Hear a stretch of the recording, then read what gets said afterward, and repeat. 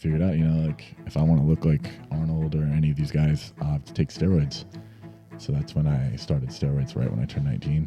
And crazy, holy shit. Started going at it since then, like as hard as I could. Didn't at one point like your TikTok get banned or something? Or three times. 3 times? Some kids, and this is me before, like we like just don't even give a shit about their lives, their future lives. They just are in so much mental pain right now, and they just want to become something of themselves because they feel like they can't amount to anything, or someone made them feel like they couldn't amount to anything, that they'll do anything that they can to just become someone or become something. Do you ever add Cialis to help with your blood pressure? No. I add that for late night cardio. We're back, fam. What's up? Yeah. Back with another episode of Transparent. And today we got my fucking boy Dtren. Yep. How's it going? Dtren. Oh yeah. So one of the questions someone asked is if there's an E-Tren. E-Tren? Someone asked if there's an E-Tren. I think there's all kinds. Yeah, I think there's tons of Tren. Yeah, there's all kinds. There's a Marcus Tren. There's an A-Tren. There's a C-Tren. There's a C-Tren? Yeah. Wait, is there Tren actually? twins? Oh. Chris, yeah. Oh yeah, Chris. Yeah, that's true. Facts. Yeah. Then there's going to be a Nyle Tren soon. That's right. Cool. All right. So my boy Dtren and I, we actually haven't had much experience hanging out, if much at all, to be honest. Yeah. This is honestly our like first time really having like a real conversation. Yeah. I feel like we just shot DMs here and there and just randomly, but we never really had like a real fucking conversation. So, no, this is it. Yeah. I'm kind of excited for it, dude. That's kind of why I enjoy the podcast so much, just because it's just like a cool way to just like rip combos with people that I'm interested in speaking with. Yeah. And you never know like what they're going to talk about. Yeah. You never fucking know ever. I could be shooting out the most toxic shit your way right now in a few seconds. Yeah. Or it could be the nicest stuff I've ever heard. Probably. Yeah. But damn. Okay. So where do we want to start? Because I know we were talking about a lot of stuff before this podcast even started, to be honest. Yeah. But first, how does your voice sound? I think it sounds pretty good. Yeah, I think you sound pretty good to me too. Yeah.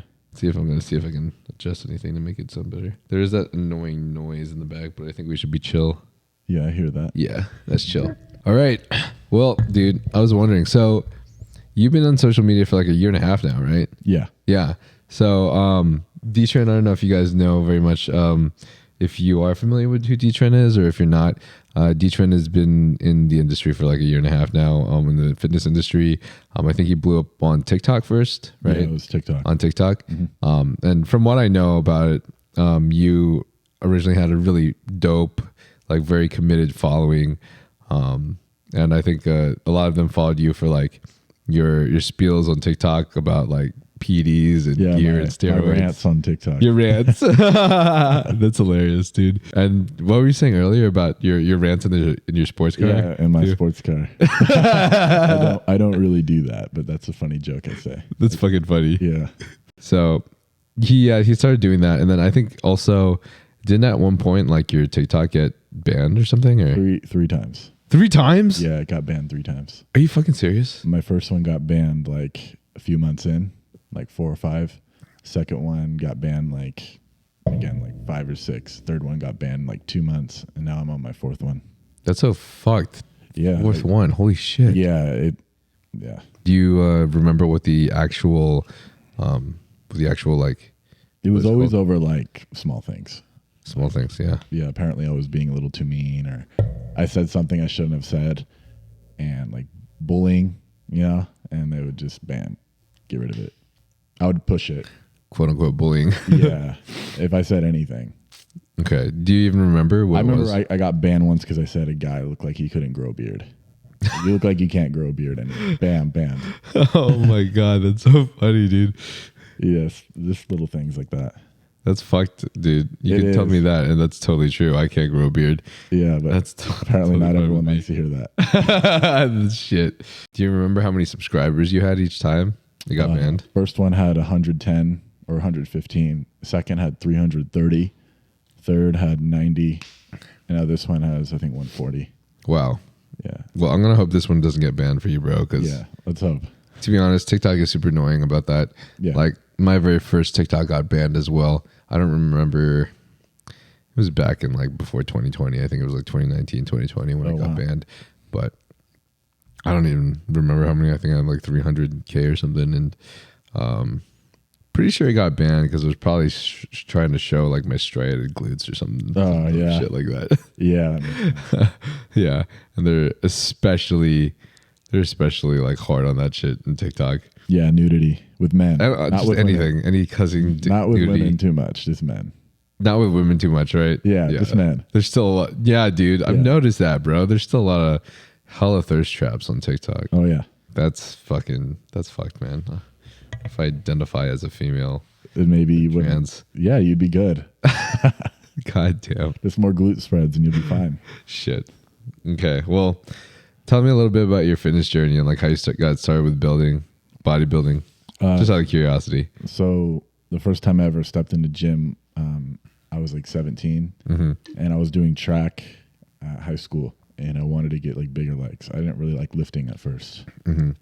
And I eventually started going. And then one time I seen one of my friends, childhood friends, and he was bigger than me. And I was like, wait, this doesn't make sense. I've always been bigger than him. Why is he bigger than me now? So we worked out together and he showed me a lot of workouts and he got me into it and also motivated because I wanted to be his size or bigger, you know? And then eventually I started improving really fast. Like he showed me the correct way to work out and progress and all that kind of stuff. And we trained like 4 or 5 days a week, like all the time. And I was like, all right, I kept it up. And then eventually we were like, let's do a bulk for 6 months, see who gets the biggest, you know? Yeah. And eventually we kept going. I got to like 205. He got to like 190 or whatever. And then I looked at myself and I was like, I'm not really satisfied. I was watching a lot of Arnold, all the golden era guys. Yeah, bro. I can tell in how fucking huge your arms are. Yeah. I loved that. Like just the whole like vibe they had back then was amazing. You know, like how they were all cool. They all trained together. It was like a brotherhood kind of thing. And that like motivated me because I had that with him. And then eventually I figured out, you know, like if I want to look like Arnold or any of these guys, I'll have to take steroids. So that's when I started steroids right when I turned 19. And crazy. Holy shit. Started going at it since then, like as hard as I could. Wow, that's insane. Yeah. If you don't mind me asking, this is kind of a personal question. Obviously, you don't have to answer it if you don't feel comfortable. But have you felt like you've ever really encountered very much issues in regards to like your hormones and other things like that as you were, since I know you started, you know, when you were 19 and everything, just out of curiosity? Not really. Not really, no. Right? I mean, I didn't really have issues with my hormones. I had more like, kind of like mental issues here and there. Like, are you saying like a resultant from the PEDs? Yeah.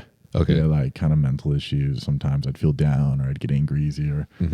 But early on, like, yeah, I like suffered from acne, bloating, typical steroid side effects. Yeah. You know, but right. I didn't know any better. So I was like, oh, this is probably normal. Everyone probably experiences this. So I just kept going on with it. Yeah. But nothing really too concerning. Okay, that's good to hear, though. Yeah. The mental side effects are definitely something that I've always noticed that are the most prominent for me, especially. Yeah. And to be honest, for me, I think that's the biggest deal because I think your mental is everything. I personally believe that our realities are created by what we have, what we envision in our heads to be real. And unfortunately, when you're on PEDs, a lot of things tend to be more real in certain places than not when you're not on PEDs, for example, like how much you care about the fact that like you have this many likes on this post, something as simple as that, you are so much more bothered by and affected by on certain PEDs, depending on how your hormone levels are. And it's so fucking unfortunate because it's like, yo, this shit doesn't matter. There's a lot more important problems out there. But when you have something as simple as that, that's aggravating, it's like, fuck, dude, I'm getting aggression, I'm getting irritability, all these little things for the smallest little things simply because my hormones are a little bit different because I'm taking PEDs. Yeah, without a doubt. It could totally like change your world for better or for worse, you know? Right. Yeah, like you could be tripping about what someone said about you online. Yeah. It's like it doesn't matter. Right. But to you in that moment, it's a big deal. Right. You're like, what the hell? You know? Uh-huh. Yeah, so I've definitely been there. I've done that. Like almost every side effect you can think of, I've experienced, like common side effects. Tell me more. Tell me about the side effects. Like I've experienced acne. I've experienced like the bloating, the mental issues, libido issues, gyno issues, like that kind of stuff. Minor hair loss, like all that kind of deal with like PEDs I've experienced. Okay. Yeah, sometimes more than others, depending on what I was running. Gotcha. Yeah. Have you felt like you've experienced any like the actual more, I guess the less talked about, but sorry for all the noises, guys. We're shooting a podcast in the middle of my roommates and friends trying to eat their dinner, so this is on me. But what was I saying? Yeah, have you experienced any of like the more subtle, but I guess I'd say more substantially important side effects, such as like heart palpitations or things related to potential organ failure in the future, such as like, you know, extremely high liver enzymes or like anything like related to that when it comes down to your organs or bloods or anything? No, not really. Nah. Okay. No, only thing I've ever really experienced was like my cholesterol was a little bit out of range, LDL, HDL, that kind of thing. But my liver values are always slightly above, like out of range, but not that much. So no, everything's usually been pretty good. That's fucking good. Yeah. It's just surprising because I've ran a lot of stuff and sometimes I was reckless and everything's been solid. So I've never had any like serious issues like that. That's good. Yeah. That's fucking really good. Yeah. I think I feel like that's something we can account for is the fact that like if we don't run things that are like for too long of periods, even if it's something that's crazy, as long as it's something that we realize isn't benefiting us, and then we like stop that soon. Yeah, I think that's like the big deal because you know our bodies can heal. Yeah. So I think the issue comes when people are running and blasting for years on end. Yeah, definitely. That will happen no matter what. Yeah. You know? So it's like you got to think about it. Like, all right, is this necessary? And is it worth it to put my health at risk? And sometimes it might be, sometimes it's obviously not. Right. And some people just like to take it because it feels good. Like, oh, I don't really care. It feels good. You know, some people take it to compete. So I think there's a difference between using it for a purpose and then using it solely because like you're becoming like dependent on it. Like this makes me feel good. I'm going to use it, which some people do that. I've been there too. I've done that before as well. Like this shit makes me feel good. I'm not getting off this, you know? Yeah. That's definitely not the way to go about it. Yeah, I agree. That's how side effects down the line will happen. Right. Like I agree. The ones you really don't want. Yeah. Yeah. Plus, I want to preface that I feel like it doesn't always just feel good for some people. Like my boy Nathan and I were talking about how he doesn't even want to compete anymore because the amount of PEDs that he had to take for his competition made him feel like absolute dog shit. And like both of us, compared to the stuff that we run in order to look shredded, we fucking love just TRT dose. Like just being on a TRT dose makes us feel so much fucking better. We're so much more balanced. Our head's in the right place. We're so much more chill. We're not so aggravated and irritable about everything. We can sleep. You know what I mean? Yeah. Like I experienced that going to TRT recently. And I had that experience. Like I felt really chill, really relaxed and like clear headed. Like I was in a negative headspace for a while. And that can happen when you're running certain things. You will just be in a negative headspace no matter what you do. It seems like even if you try not to be, you wake up the next day and you're like, man, fuck. Like, I don't want to, I don't really care. You just feel like shit, but you go about it anyway. Yeah. Yeah. I've been there and then I went down to a dose. And I'm like, man, I feel really good. Right. Like, yeah, like this is good. I like feeling like this. Yeah. Yeah. That's why I feel like a lot of people feel like everybody should start their PED cycles or whatever by titrating up from like the minimum effective dose possible. Yeah. Because you don't ever know what side effects are going to occur, but like you can pinpoint them by titrating up slowly because then they'll slowly start to appear, right? That's rather definitely than the smartest way to go about it versus just throwing everything all in at once. If you do that, that's the smartest way to figure out and how to avoid side effects. I agree. Yeah. Yeah. I was always one to just do it. Like I'm just going to throw this in there and see how it goes. And you found out really fast what side effects you got, you know? Yeah. Yeah. And it's not smart, but it's like steroids in general aren't smart.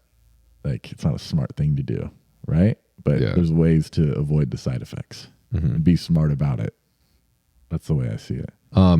You mentioned earlier that you kind of just ran a fuck ton of things under the sun, and then like had repercussions and stuff. If you don't mind me asking, like, what all did you run that you feel like, especially the ones that like? I've ran like a lot of Tren. I've ran that. I've ran like anadrol, like high, like 150 milligrams a day. I ran high tests, like a gram. Like shit, 1200. Yeah, I've done that. I ran like dianabol. Had the intense blood pressure side effects from running 30 milligrams of dianabol. Holy shit! Like I've tried a lot of things and I've had a lot of side effects, but I was someone that I was like, I would just keep on pushing on, regardless. Yeah. You know? But they were never that bad. To where like I was like, I can't do this anymore. But normally. But I would assume that they got bad to the point where you would like stop running that high. Eventually, I would just feel so lethargic and run down. I was like, I don't want to do this anymore. I don't want to be a bodybuilder anymore. I'm just going to stop. And then I'd be on TRT for like cruise for 4 to 6 weeks. I'd be like, man, I feel pretty good now. Like maybe I should try that again. Like, man, I made a lot of terrible decisions, but maybe we should go back and give it another shot. Give it another shot. Maybe things will turn out different next time. It's a bodybuilder lifestyle, bro. Yeah. And then we do the bulking and cutting cycles, and we're like, man, I'm fucking fat. You're never satisfied. When you're bulking, you feel like you don't look good, and you're fat. And when you're cutting, you feel like you're too small. You're flat. You don't got any volume to you. It's never good enough. Yeah, it's never. Until that one day you just look amazing. And then the next day, it just... Oh, yeah, the one day after you've been super fucking dehydrated, and then suddenly you finally had like some kind of carb load the previous day. Yeah. And it just worked out perfectly, so you look good in the gym. And you don't know how it happened. It just happened. Yeah. And it's also that one day that you decided not to film or take any content whatsoever. Yep. Yeah, and you're like, man, if I would have filmed that would have been good. Sadness. Yeah. Fuck. So, the gram of tests, I gotta ask, how did you feel on that? And did you feel like any crazy repercussions? Yeah, the thing is, I started the gram of tests when I was running, because before, when I first started the first year, I didn't really do anything extreme. I kept it very moderate, 500 milligrams, 20 D-ball, beginner cycle stuff that you see people running. So I didn't really know. I didn't have much knowledge about stuff. And then eventually I got like into Dtren, and people were like, yeah, you want to feel testosterone, run it up to a gram. And I'm like, well, I want to get big as fast as possible. Let's do it. Let's give it a shot. And then I did that, but I also ran my Tren up to 800 milligrams to a gram. So it wasn't like I just tried the test only. I threw the high Tren in there too. Holy shit. Wait, what kind of Tren? Tren and Anthe. Tren and Anthe from 800 to a gram? Yeah, I started at like 600. Holy shit. It was 20-week cycle on test and Tren. And eventually I worked up to the test, Tren, and eventually anadrol, the gram of test, gram of Tren, and like 100 to 150 milligrams of anadrol a day, like the last 6 to 8 weeks. And that, it was insane. I was all over the place. I was 20 years old. Holy fuck. Yeah, I don't recommend that to anyone, by the way. It's stupid. But if you could try to persuade me not to do it when I was 20, I'd be like, I don't care. I'm going to do it anyway. Yeah. And I felt like a maniac sometimes. Fuck. Yeah. Bro. Like I wanted to be at the gym angry all the time. But like it felt so good. Yeah. Being so angry. It was like, it felt like it was kind of like addicting, like seeing the results. Yeah. And then I was like, yeah, it would be like, man, that's really stupid. Why did I do that? And like, man, damn. And then I'd eventually do it again, just fly off the handle. So like I was super impulsive, and I had like I could just get triggered like that, running that much stuff. Like your emotional control on that is really hard. Fuck. Yeah. And I was like, I was in my own world. Bro, that's crazy too, because to be honest, like you as a person, like seem like someone who has a lot of emotional control. Yeah. And like mental control in general. So why I am the way I am now is because I've experienced that such lack of emotional control. Yeah. And just impulsiveness. Right. And just sometimes acting like a complete like asshole or douchebag. Yeah. Like I've been there. And then afterwards you feel embarrassed. You're like, fuck. Yeah. Why was I acting like that? Yeah. You know what I mean? Like I feel like a totally different person. So after a while, it helped me at least build that self-awareness. Dude, I feel the exact same thing. Yeah. For whenever I ran PEDs that just had me out of my mind. I feel like when I just run TRT doses, I am like, my head is like screwed on. Like I am so much more like, I don't know, stoic in a sense and just calm. And yeah. People don't understand that. Some people will be like, oh, I don't change at all on steroids. I'm the same person. And I'm like, I don't know about that. Yeah, a lot of people do change. Yeah. Like a lot. And like people don't understand how strong the change really is. Like it can change your whole personality like forever, you know? Mm-hmm. And certain compounds can make you feel more aggressive, more like on edge. Other ones can make you feel like depressed or really out of it. Or like sometimes you could feel perfect.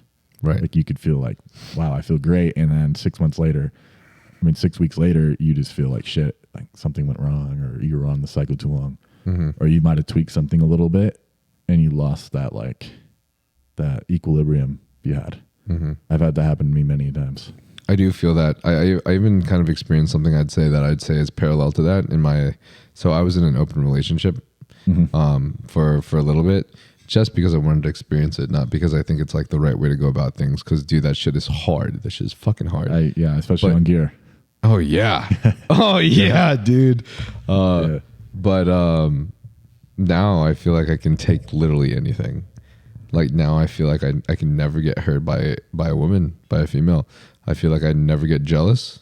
I feel like I just never fucking care. Damn. I don't give a shit. And it's kind of cool because now I'm seeing like these, like, I don't want to like say this as a cocky thing or whatever, but I really do feel like this is just a result of my experiences and how it's made me become this person with this personality and state. But now I just like, there's women that will literally like feel like they're falling on my lap, but I actually I'm not really that interested right now. I kind of just care about my business and my career right now.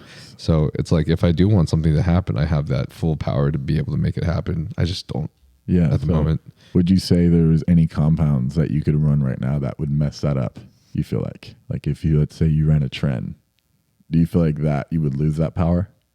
Lose the power to not give a fuck? Yeah. Like, do you feel like how you feel right now, like let's say you were like, all right, I'm going to run some Tren or whatever. Do you feel like that could be affected? Like that power you have right now, do you feel like you could lose a grip on that a bit? I do. Well, here's the thing is I've never actually run Tren. I've been saving Tren for my pro debut or for when I compete as a pro trying to get to Olympia. Yeah. But I know for a fact from the other compounds that I have run that have made me aggressive, I've run halo testing for the show that I got my pro card. Bro, like I definitely think that I would be a lot more easily triggered by things that either maybe a female might tell me or I might have even in like a I don't know, some kind of honestly, bro, I just feel like I'd be more triggered, dude. Yeah. I'd be hella more triggered. Plus, I'm sure I'd be a lot hornier as well. So it would fucking make it that much fucking worse. There's times where I would run a compound and I would have like no libido, like zero. I just did not care about anything. Yeah. I was just like, nothing could faze me. I was focused. I was locked in. Then there was other times that's all that was on my mind. Then that's when bullshit would start going on. Yeah. All the time. Because that was the only thing that was on my mind. And I was like worse than whoever I was talking to. Yeah. Bro, for all the kids out there who want to start a cycle and haven't yet, this is fucking real shit, bro. Like, you think you have a great libido now, but you go on PEDs and sometimes you will have the fucking craziest libido in the world, and sometimes you'll have fucking no libido at all, dude. Yeah. Just nothing. Smack dab nothing. Zero. And you won't even get hard, and it'll fucking suck. Yeah. Because when you need to get hard, it just fucking won't work. It won't. Like, or you won't care. Like, there's times where I was perfectly fine, and I just did not care. Like, I'd do days off watching the TV. Yeah. Like, I'd just be bored. Yeah. It's like, it's almost like it's just extra cardio for you to have to do. Yeah, like I'd just like, at that point rather just like cuddle or something. Damn. Yeah, so it's crazy. People don't really know how steroids can affect your hormones, but it really does change who you are and how you feel. Mm-hmm. It can easily do that. And it's crazy. Like, they're really powerful. You're being God with your hormones, you know? You are. Yeah. So you're choosing. You're trying essentially choosing how you want to look, and also you're choosing how you want to feel. Right. And that's where the experience comes from with PEDs. Like, you know, after a time, this is a compound I don't want to run. I don't like how this makes me feel. Or this is a compound I do. Or this compound gives me side effects that this one doesn't. You know, so you kind of become an expert at it. I was saying this during my Q&A, but for all the computer programmers out there, I like to normally compare this analogy. I have this analogy that I like to compare PEDs to, and that's like a computer program. So like your whole body is essentially its own program, right? And each genome, each little function inside your body is its own program function. And one program normally refers back to a bunch of different functions, right? Well, say that you have one PED that you threw into your body that had put your hormones out of whack and thus created an error in like one function. Like, you just accidentally put an extra letter in one code, just an extra letter. So now that computer program can't read that extra letter because it's not a part of the language. And that threw off the entire line, which then throws an error in the entire function, which then, because you have a bunch of loops in your program that are running those functions, throws an error in the entire program. And so that one small little thing that you did, that one small PED that you put in your body that just didn't work in tandem, just fucking threw your whole fucking bullshit out of whack. Yeah. And that's how I see, like, you know, putting PEDs in your system. It's like, yeah, you're trying to play God, but you also need to like know what the fuck each thing is going to do. Exactly. And you don't know until you have been checking your blood work and you've been trying it and have experiences with it. Yeah. And then also probably would help if you have guidance from other people who have done it with a lot of other clients and themselves. So then they could at least give you a good general idea of what might happen to you. Yeah. Right. You want someone to help guide you. Yeah. Someone at least that has a lot of experience. I learned that way too, but I didn't learn through a coach. I learned it through Reddit. Yeah. I learned through Reddit steroids. Oh, fuck yeah. 19, and I was like, fuck, man, I don't know how to do this. Like, how do I do this? And like, join that Reddit group, and I quickly just asked away. It became a part of it. And that's how I would know. You know, the general idea of what guys ran and stuff, like the beginner cycle, 500 tests. I got that from Reddit, you know? Yeah. 500 tests, that's it, you know? So that's how I learned. Bro, I miss this. Those are funny days. Yeah. Just browsing the webs of bodybuilding forums and Reddit and just seeing guys be like, oh yeah, I know, just fucking run a gram of tests and like, or just run like 600 milligrams of Tren, like you're fine. Tren, yeah. Like 100 milligrams a day, that's like a good dose right there. Jesus and Christ. most people would go crazy. Yeah, dude, seriously. I mean, there is some good information in the Reddit forums for sure. It's great. Even not even the Reddit forums, just forums in general, because you could tell, like you could see other people's experiences. You can. So like, all right, how did this person react to this? Right. And then you can find out similar side effects. Right. You had, let's say you had a side effect with one, and you find out another guy had that same exact side effect. Now the potential for that side effect for you is probably greater. Yeah, and then you figured it out. Like, man, what was my issue? And then he's like, oh, I had the same side effect. This is what I was suffering with. And you're like, man, that makes sense. Like, that's kind of what I was feeling like too. So you can get a better idea of what was going wrong. Yeah. Like me, I found out like my SHBG was extremely low, like a 5. Oh, whoa. And I noticed that I would hold water very easily, and I was you're estrogen sensitive, like crazy in my mood. I had a lot of mood swings. My sex drive would go up and down like all the time. And I found out because I started looking through it, and he's like, yeah, I had issue with my sex drive, and I would bloat really easily, and I was just super sensitive to estrogen. And then I finally figured it out, like why I didn't respond well to higher amounts of testosterone.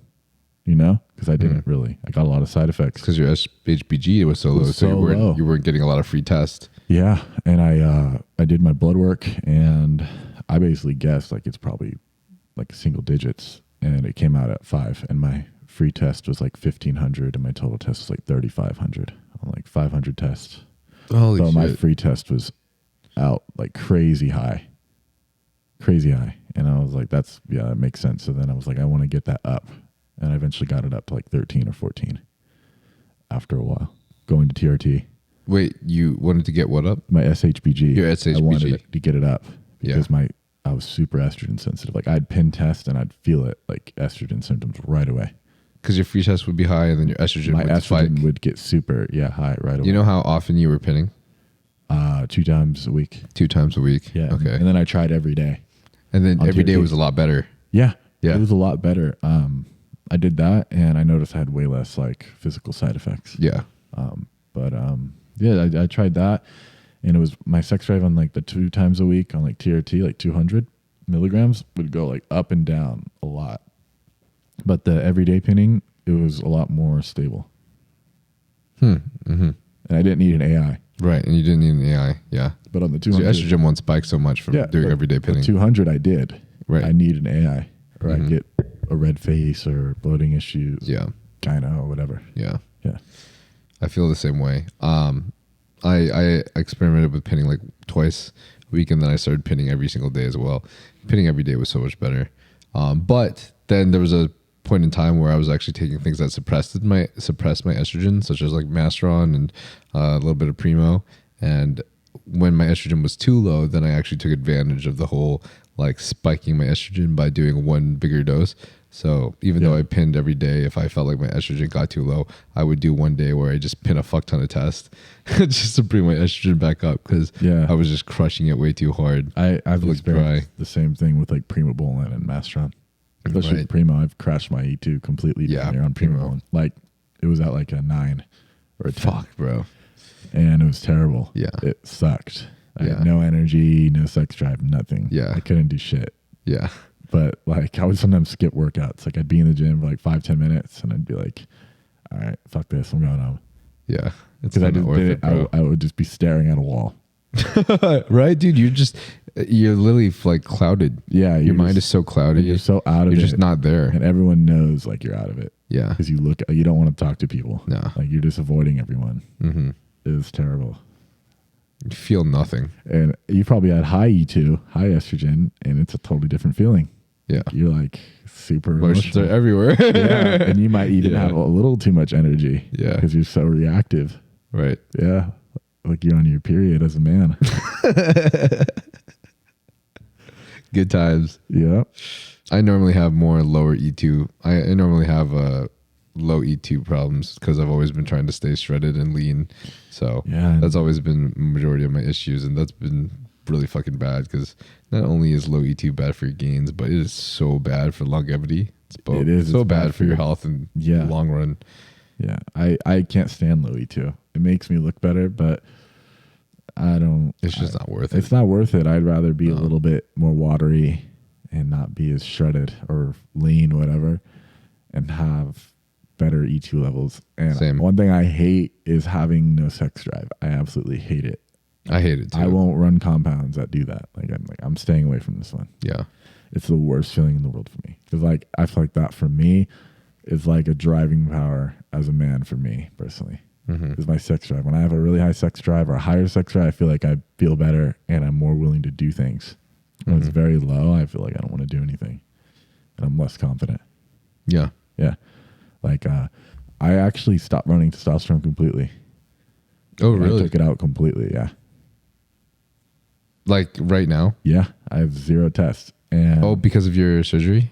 Yeah, that too. But I was doing a lot of research and the golden era bodybuilding and what they ran. And I found out they didn't run testosterone in the 70s and 80s. If they did, it was very little because of the estrogen side effects. They didn't have AIs back then, you know? And they seen it as a dirty steroid because of the hair loss, acne, bloating.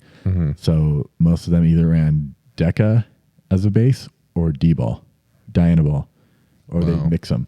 And I've tried deca only for the last 2 weeks. How do you feel? Amazing.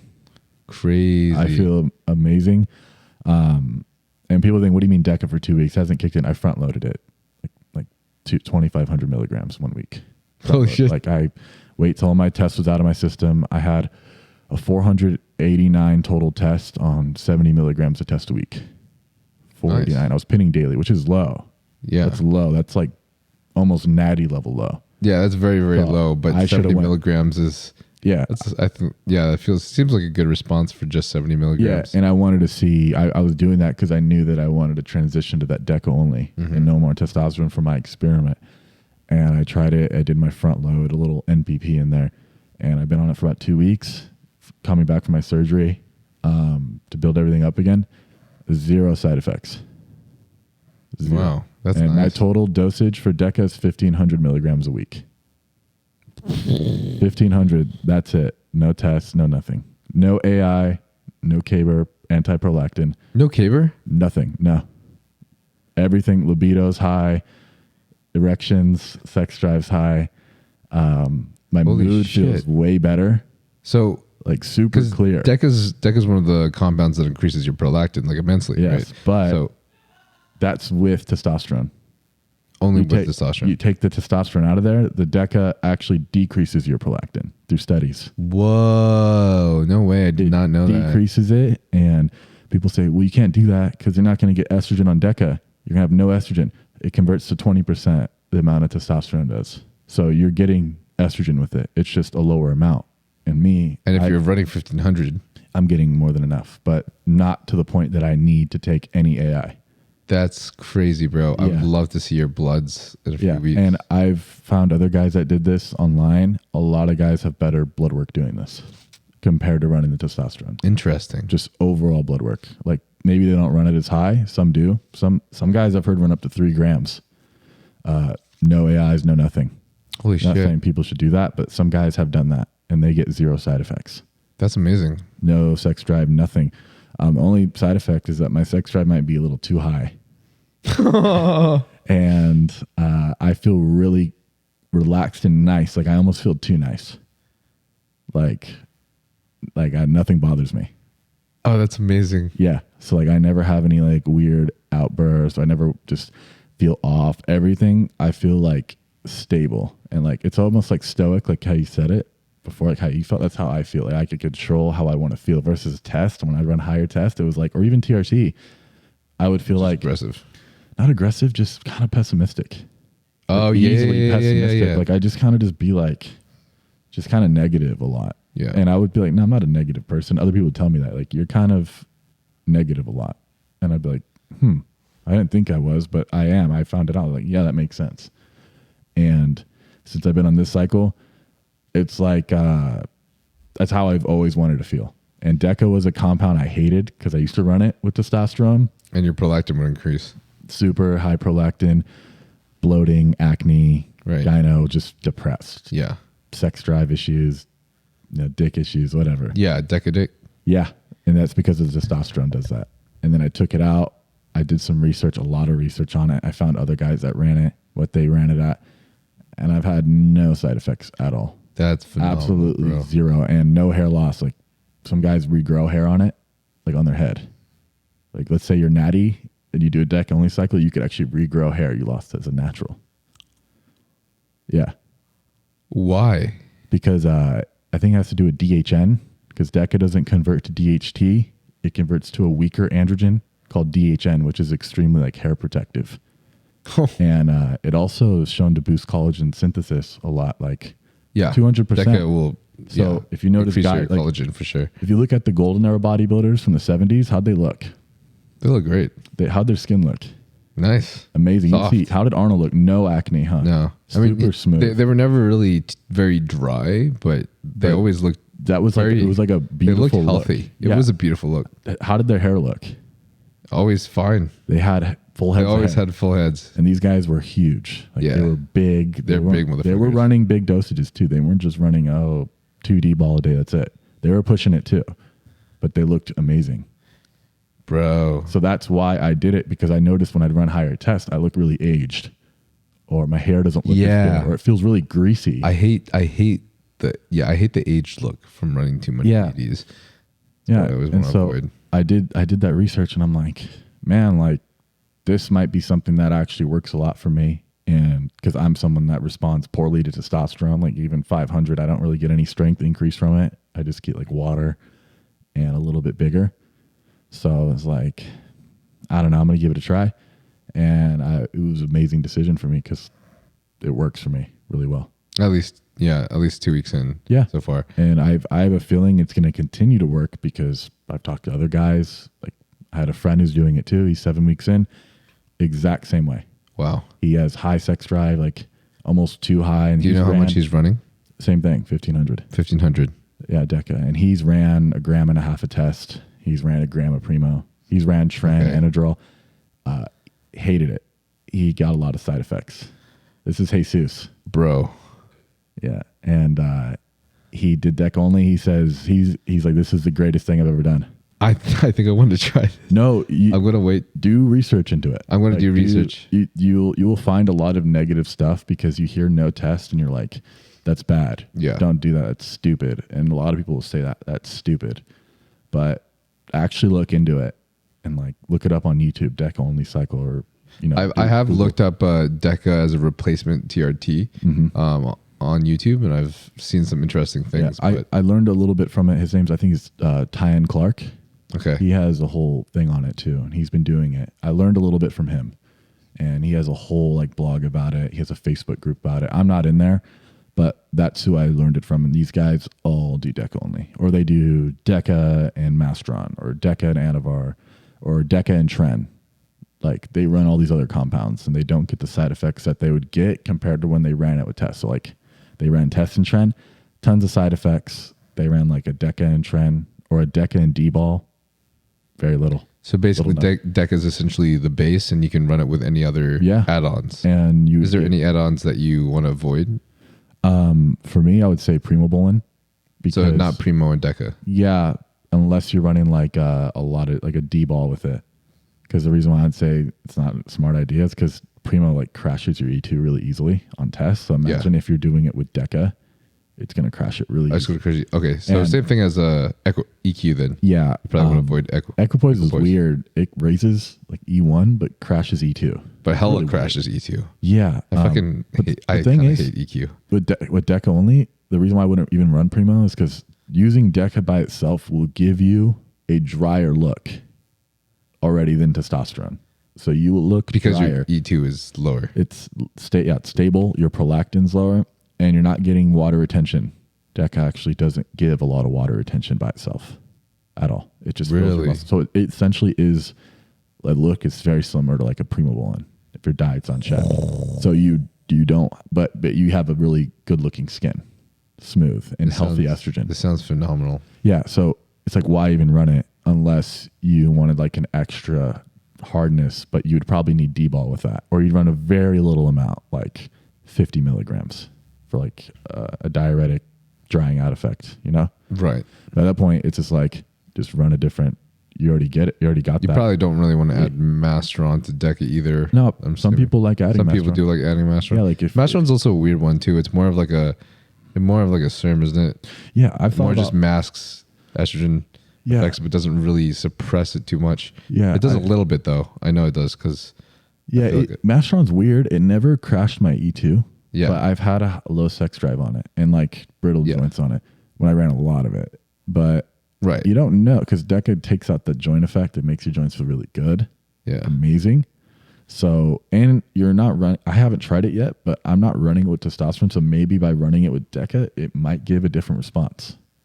Wow. Because your whole chemistry, hormones are completely different now. So that masteron might act a little bit different versus you running with testosterone that already has a lot of DHT.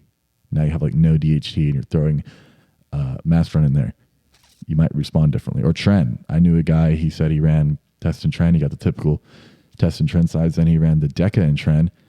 This guy was his main, he said he was lovey-dovey. Like he felt really good. Oh like my God, really bro. Nice. He had the same physical effects, but none of the aggression, the negative mental sides. That's all I would want. His words were, "I felt too nice." That's what he said. Like he just like what you feel. Yeah, he said, "I almost felt too nice, like lovey-dovey, like I wanted to cuddle." What about your motivation and your drive in general? It's stable. Stable. So imagine on test, I felt like my drive would be like really high some days, and then crash down. Okay. And I'd just be like, what the fuck? Like, it was inconsistent. What about, I am curious about how that might affect DHT, because, you know, since DHN is going to be more affected on DECA, right? Increased, then your DHT levels, like, would you say DHT levels are a little bit lower than usual? Depending on your you'll dosage, probably have zero DHT in your body. Maybe that's why you feel so lovey-dovey. And right? The way I describe my energy and how I feel is constant. So I wake up. Okay. That feeling when I wake up to the night is constant energy. Okay. Like, it's not super pent up like you would imagine high test, like you're like amped up, like ready to go. Like you got that aggression. It's none of that. It's more like I said, like stoic. Like, right. You don't think about it. You just do it. Right. That's how I feel. I just go about it. Like on test, there's like no anxiety about it. Yeah. If I was on test, like high amount of tests, like doing this podcast, I'd be like, I don't know if I want to do a podcast right now. Like I'd rather train or blah, blah, blah. On this, like, I'm like, yeah, why not? Because I might get anxious because that adrenaline rush, you know, with test. Even when I'm sitting in my house, I'd get weird adrenaline rushes. I do think this is all very related to DHT, because I do have one thing that I would have the challenge. What you said about the DHT is that I think it is very important to have DHT to some extent. Yeah, obviously not too much, and I think too much DHT is what results in a lot of guys feeling like a kind of some anxiety. Yeah, as well as like a feeling of like this is never enough. Like they need more. Like they wake up with like fuck. Like I'm not really happy about this. Kind of pessimistic about this. Like, you know, like it's like a driving. It's a driver. It's like it's the masculine hormone. Yeah, right? It's literally the driver. You're never satisfied. You're never satisfied. Yeah, you're never satisfied. And you have super high amount of that, but you shouldn't have. And I felt like that anxiety, that pessimism all the time. Like I was like, man, I'm not good enough. I need to do more. This isn't good enough. I need to do more. Yeah. You know. And now I haven't been worrying about that. I've been worrying like, you know, I am doing good. You know, I'm happy with myself. I know I will do better. Like I'm going to do better. Right. That's how I feel. Like no need to rush and get worked up. Just do it. You know? And before I would be, sometimes it'd ruin my whole mood. Right. I'd just be like, man, like fuck, nothing's going right. Nothing. I want it fast. I want it now. Right. And now I have like that patience, but like that acceptance, you know, which I probably just learned myself over time to be easy on yourself and not be so hard. Like it's all right. Just relax. You'll get there. And that's how I've been feeling. Like I've been treating myself better too. That's awesome. They don't have that crazy, like you said, that drive and I'm someone I convert to DHT extremely high because of that. Like I said, that low SHBG earlier, free DHT levels super high. So I was always on edge. Like many people knew in my older videos, you probably watched or seen me like, damn, this guy's fucking crazy. Like why is this guy so pent up? Like aggressive, you know? And I was like that sometimes. I was so aggressive, running a lot of testosterone. You know, I had all this energy in your face kind of deal. And now it's like, it's not there. That's awesome. And I think it's a positive for me. Yeah. Because I'm already like that. I've always been like that anyway. Naturally, you know? Yeah. So I see it as a positive. It's like I can think clearly. That's sick. Yeah. I don't want to say that's only because of that cycle. Like it's only because of DECA I feel so amazing. I would say I also had to do a lot. When I went down to TRT, I did a lot of thinking and self-awareness and work on who I wanted to be. So it took an effort in that way too. Like a self realization of who I was, you know, and where I wanted to be. Yeah. So I don't want to make people think, oh, if I do this, I'm going to feel amazing and my life's going to be perfect. Because a lot of people get that with steroids. They're like, oh, I need to run Tren because if I run Tren, I'll get everything I want in life. I'll get girls, I'll get muscles. Yeah. I'll be famous. No, that's not how it works. You need to work on yourself and you need to, you know, develop skills. I agree. In your body while still being healthy. Yeah, mentally and physically. That's what it's all about. If the mental's not there, you'll never succeed. Yeah. I feel like that's the case. If your mental's not there, it's really hard to be consistent. I think the mental is everything. Yeah. And I think the best bodybuilders are the ones that have the most mental prowess. Yeah, I agree. Like Arnold. He always said you cannot build the body without the mental. Yeah. Like you need to envision who you want to be. Yeah. If you can't, then it's not going to work. Right. And I'm the same way. That's how I feel. I feel the same way You too. got to have a vision of who you want to be. Mm-hmm. You can't just run into it and not have a goal or a plan, because then it'll fail. Right. Well, I see it less of not a goal or a plan, but more of less of like an expectation. Yeah, expectation too. Yeah. Yeah. Not having an expectation, but just running into it like my heart's in this. Like I'm gonna do this. Yeah. Yeah. Fuck yeah. And I've got a lot of backlash from talking about it. The deca only, like a lot of backlash from it. I don't really care because it's my experiment. I've done the research. A lot of people are misinformed. I'm very excited about this, dude. I want to hear about your stuff, and to be honest, I mean, if you're up for it, I would love to see like if you get some blood work done later down the road. I know it's a little expensive, but I really want to see this experiment done with DHT measured in the blood work, and then I do believe that this might not work. Obviously, it probably won't work for everyone, and I don't think it may not work at certain dosages. I feel like your 1500 dose, it'll probably work great at. I'm wondering like if someone were to run like 500 of deca, would it not do as well because maybe their DHT might be too low? I don't really know what happens when someone runs deca only, what happens to their DHT. But I know for a fact that, like, for example, Andrew Huberman doesn't want to run a lot of turmeric because he starts feeling like crap because his DHT starts getting too low. Yeah. And so he doesn't run turmeric. Yeah. Right. So that's, something that I'm thinking like maybe because you're running like 1500 of deca, your DHT is at a great level and all your other hormones seem to be at a great level. It just seems to be the perfect dosage for doing a deca only. It's crazy because the deca only, actually, there is no DHT in my system. So that's what's making me so curious is like, how do you have, like, I don't understand because the DHN and the fact that deca is an androgen and it does convert to estrogen. So you have the estrogen part filled and you have DHN, which is not DHT, but it is still an androgen. Yeah. It's a weaker one, but it's still an androgen. And then there's other ways it might affect the brain. But like, I don't get it either. I have 0 DHT in my system, 0 test. My sex drive is better. Like my morning wood, my erections are better than when I was on testosterone. Wow. They're more consistent. Like I was just thinking about it. Like, man, I was on TRT. My erections were like, they sucked. They were like 200, good, sometimes bad, or even on blast. They were just inconsistent. Some days really good, some days not.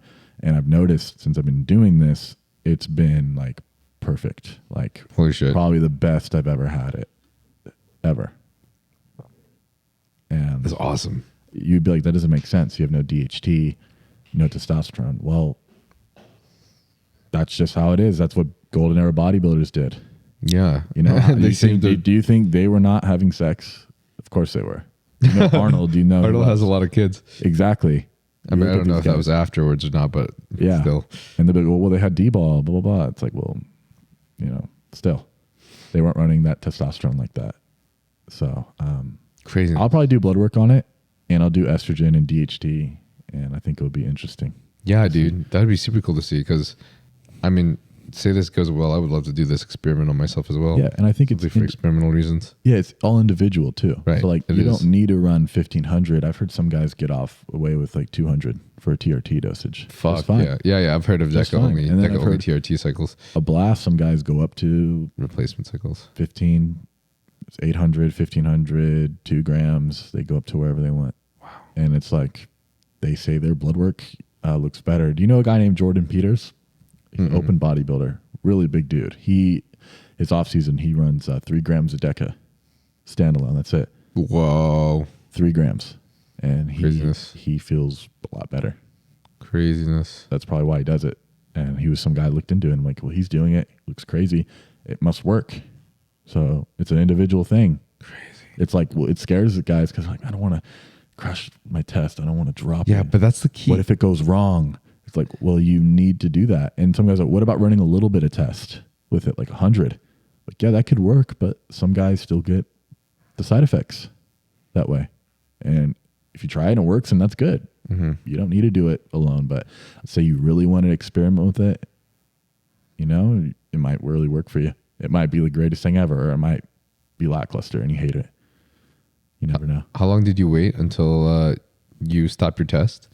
I waited. I was already doing that 10 milligrams a day. So my test was already really low. I waited like 3 or 4 days.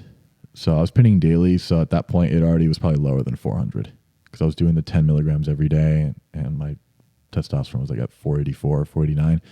And then I waited a few days, and then I front loaded, and I haven't pinned testosterone in 2.5 weeks. Okay. And as time has been going on, I've only been feeling better. Wow. So when I first started, like I didn't really feel it. First day or two, I was like, a little off. And as time has been going on, I've been feeling only better. So I've been off of that 10 milligrams a day for about 2.5 weeks. So my test should be pretty much 0. Whoa. It was below natty, like a high natty level. So it should be at 0. Bro, it sounds too good to be true. It really does. I'm not telling people that this is what people think I promote this. Like, you should do this. Yeah, no, bro. I don't think people should do this. I'm simply Deca sales are gonna raise. Yeah, no, I have people on TikTok asking me like, "Where do you get Deca? What do you think about Deca? What do you think about this?" Because whenever I talk about a steroid, people want to jump on it. They jump on it right away. Like, what do you? They ask other guys, "What do you think about Dtren running this?" Or Deca, like, so where can I get Deca? And it's like, that's not what I'm saying. I'm not saying do that. I'm just sharing my experience. But if you have like, you're an experienced bodybuilder, you could give it a shot because you know what to do. You know how much, like, you do your research, you know your blood work. I would really love to. Yeah. So if you're a normal Joe, like your first, second cycle, no, I don't think you should do that. Yeah. See how testosterone works first. Right. And maybe when you're more experienced. To be honest, I've never really run any bulking cycles. So, I actually feel like I need to have some experience with some bulking cycles too first. Yeah. But I mean, I feel like that's why I've been this small for the last several years. But imagine I'd love to try that, bro. You can do that bulking cycle without raising your testosterone crazy high, without crashing your estrogen, and without crazy water retention. Right. Your entire bulk. Like, imagine you stayed relatively lean. Dude, the highest test I've ever run was 400 to 450, and I remember feeling irritable and aggressive. Yeah, so you're probably someone that doesn't respond the greatest to test itself. Yeah, I think I'm pretty sensitive. Yeah, and that's how I was. At first, I didn't know that because I thought that was normal.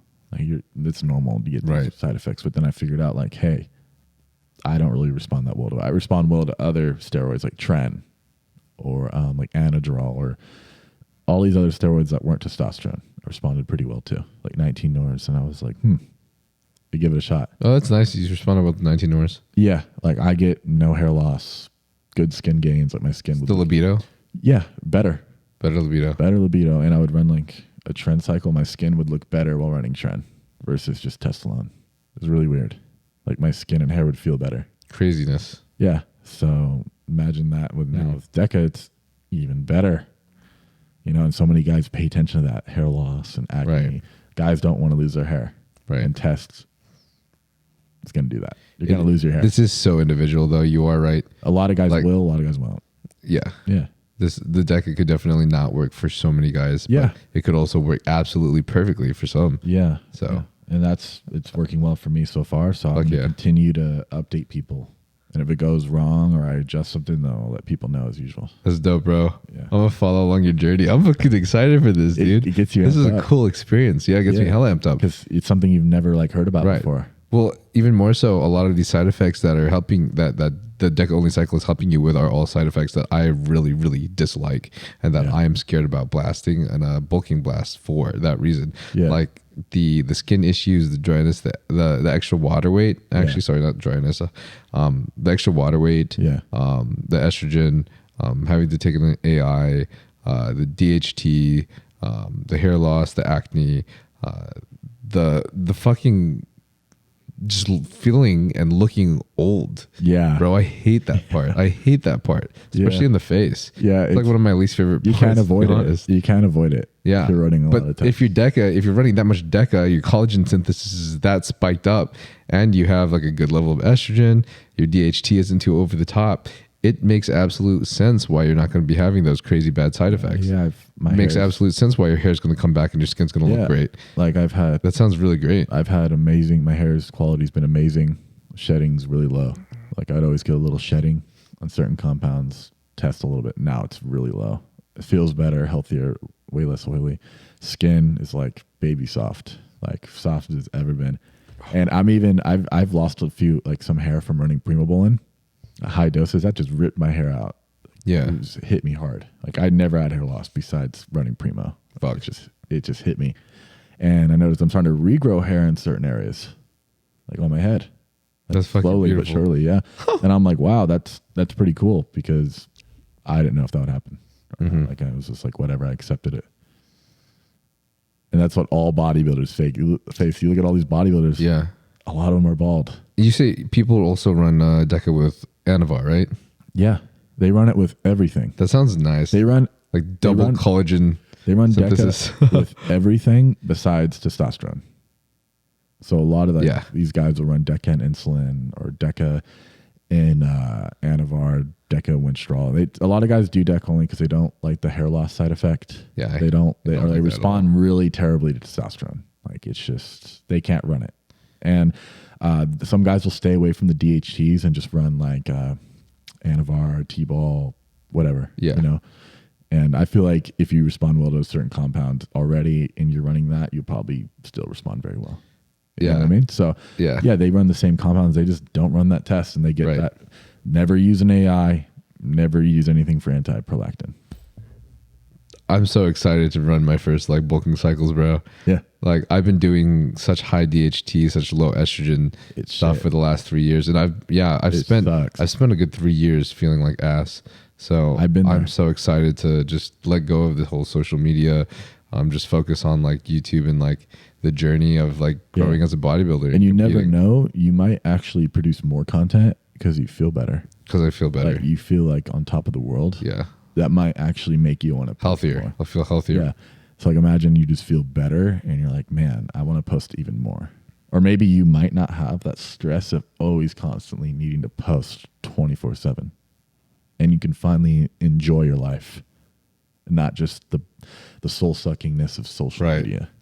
The neuroticism is definitely going to decrease. Yeah. It'll be nice. It's always a positive. Yeah. Yeah. For sure. Yeah. My boy Nathan Brooks too. He also he loves deca. So, and for very similar reasons that you do. So, yeah. I don't really remember exactly what he runs. I think he I don't remember I thought he ran it with a little bit of low test though, but some guys do that too. Yeah, I think he's never really had prolactin issues though. So he's one of those guys who can do that. But yeah, bro, I feel like after this, deca sales are going to increase a little bit. Yeah, people aren't going to be running Tren anymore. They're going to be running deca because of me. That's funny, dude. Like, oh, fuck it. Let's go to deca now. I mean, I care less about just looking crazy and more of just like being healthy. Yeah, and having good mentals. Yeah, I've definitely got like that's my shift over time. Mm-hmm. I like to feel good. Yeah, it's just the best. If you feel good, I always said if you feel good, you look better. You know? That's how I've always felt. You feel good, you look better, you do better work. You work harder in the gym. You work harder in your life, and you're more focused because you have a positive outlook on everything, and you don't feel so negative. Yeah, and down in the dumps all the time. Yeah, I've been there. Facts. It sucks, but yeah, it's crazy how certain things like that could just change everything. Like just a little change could be a big thing for you. It could be your favorite compound in the world. You can never need to run another compound. Like, wow, I love this. Why am I running these compounds? Ditch them. Mm-hmm. So you never know. Fuck, dude. Keep me updated with this. You're like, fuck, I need to get some deca. I need to get some right now. Let's take a quick break if you're down. Yeah, sure. All right. Let's go talk about some questions. So I asked some of my audience if they had questions to ask you. So I got quite a few questions, honestly, if you'd be interested. Of course. So let's start with, all right. Some of these are fucking funny, bro. Can we see your feet with a base? Maybe I'll do a feet pick later. Feet pick later? Maybe I'll do that. I don't know if anyone, I'm not sure if they asked this one for me actually, or if they asked this for both of us, but Will J. Clark 14, do you inject with a 30-gram insulin pin in the quad? I don't really like doing my quads. I'd rather do my shoulder. I would rather do my shoulder too. With an insulin. You do with an insulin? Yeah, when I'm doing like a small injection. If it's a big injection, I'll do it in my glute. Okay. If it's a smaller one, I'll do it in my shoulder. And Okay. get the least pain there.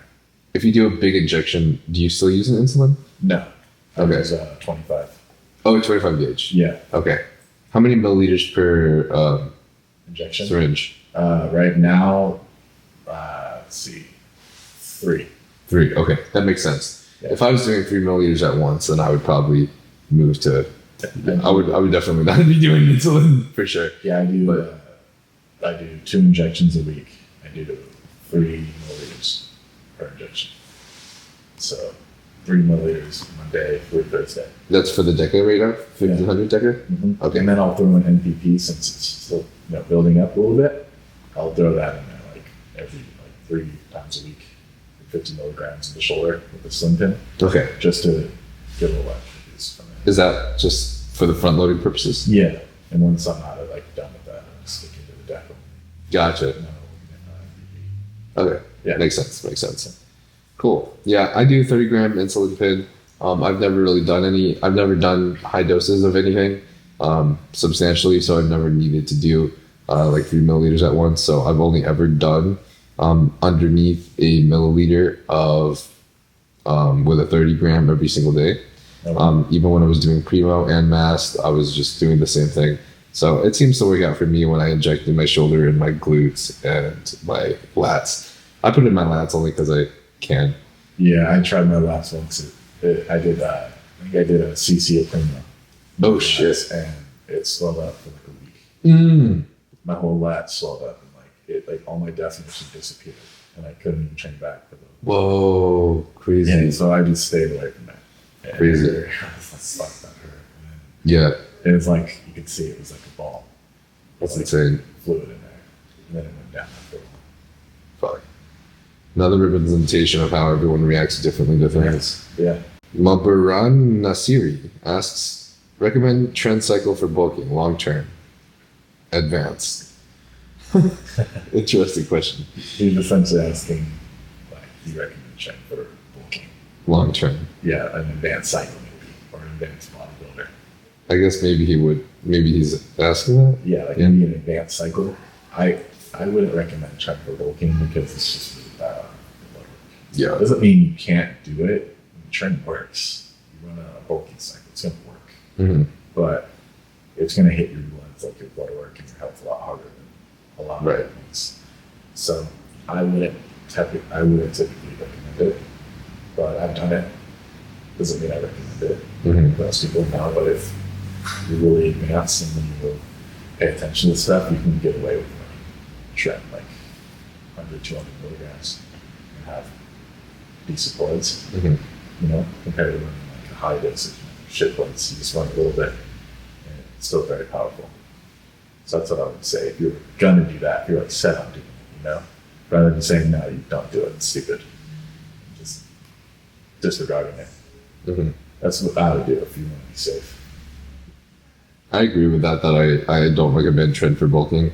I really don't recommend Tren for any long periods of time, personally. And I haven't even taken it, so maybe I don't have the place to say it. But from the knowledge that I've done and the research that I've done, it seems that Tren seems to be most effective if you leave it for a time where you want to have the cosmetic effects of Tren also showing, which includes the hardness and the dryness that you'll receive from Tren. Yeah. That is combined with the fullness, because it's hard for you to get a combination of fullness and dryness all together, and that's why Tren is so special when it comes to the cosmetic side, right? Mm-hmm. So, at least from what I've been told and from my research I've done, as well as speaking with some top coaches in the industry, a lot of these top coaches also tend to save Tren for prep. Yeah, that's very common. Tren A or Tren E for a 16-week cycle? Asked by Who is Josh. Yeah, same thing. That's if you're gonna run a longer cycle, you probably want to run an anthe. Yes. Since you're not jabbing yourself every day. I've done it. I've run Tren A's for 15, 16 weeks. Mm-hmm. It gets old really quick. But if you're gonna run it for a longer duration, I just run an anthe. I agree. But I honestly think that the longer the enanthates are always more beneficial if your intent is really to truly do a longer cycle. Yeah, and it's also been shown through studies that the longer ester steroids build more actual muscle tissue than the short ester versions. test an athlete who builds more muscle long term compared to a test prop, you know, quicker, faster. So same with deca over like NPP. The longer esters seem to actually build a little bit more muscle. I've noticed that. Shorter esters. I feel like I've noticed that even the cosmetic effects for, say, a masteron enanthate versus masteron prop seem to be more substantial, especially towards the end of the cycle, as compared to like the shorter ester. It just seems to like saturate easier, and your muscles tend to look more fuller. And I just feel like I tend to respond better on the enanthate. Some people respond better to shorter esters too. Like I responded better to longer esters for most things. So the short ester thing, always not best. Like test prop, I really couldn't even It was like it was just like injecting vegetable oil. It was like I didn't even. I just had issues. I just dropped it. Yeah, everyone's different. Right. I think that is the benefit of doing something that's a shorter ester like Tren A or mass prop. Is like if you feel like you're just experimenting, just dabbing your toe in there. Yeah, perfect chance for you to go on and then suddenly jump off if any issues happen. Yeah, without a doubt. High on protein. Can short steroid cycles cause permanent heart ailments? I mean, it's a possibility, you know, but I wouldn't say it's very likely. Honestly, there was another question that I think relates to this that honestly I'm just going to tie into this question right now. Yeah. The other one was any precautions to take if you're on PEDs. So I kind of like these questions. So can short steroid cycles cause permanent heart ailments? I agree with what Dtren said. Like I think it could possibly. I think the likely chance is if it was a very short cycle, say just like a couple of months, maybe like 6 to 10 weeks or something. I think the chances are low, depending on obviously your dosage. If your dosage was reasonable or low, I think the chances are low. But then again, everyone is different, and everyone has a host of different genetics, different. I can't think of it right now, but you know, some people might have potential heart issues that run in their family, and so to be honest, some people could literally have a heart attack the first time they run a steroid cycle. Yeah. Or it's still possible. Running steroids. I had a friend who had a heart attack. He was natural. He was 22. He just had it randomly. He played baseball and he drank a lot of caffeine. Wow. And he had a lot of stress. So imagine that kid running like one cycle a year, or even just running literally like a week of clenbuterol. Yeah. Like he probably might, the potential's still there. It could happen. It's like, even if you do everything, I tell people, even if you do everything perfectly, there's still a chance that something can just not work and go wrong. And there can be a guy that does everything wrong and not really get much damage done at all. But it gets very individual. I think that's like a response to steroids as well. Like that plays in a little bit with the genetics, you know. Do you personally have any precautions that you take whenever you're on PEDs? Like any health precautions, any supplements that you take, any things that you do with your diet or your lifestyle, just any precautions whatsoever? Recently, I've been doing more cardio. Okay. I feel like that's like one of the best things you can do. Cardio, because I feel like a lot of people won't do the cardio and they'll just throw all these supplements on top, you know, which can work. But I feel like cardio is one of the best things you can do for heart health. I've been doing that like 20, 30 minutes after my workouts. Nice. Like it's a good, it's a good amount. Most people, for a while, I never did it. And I just noticed, why not? Makes me feel better. And it's good for, my heart. So that's why I threw in cardio.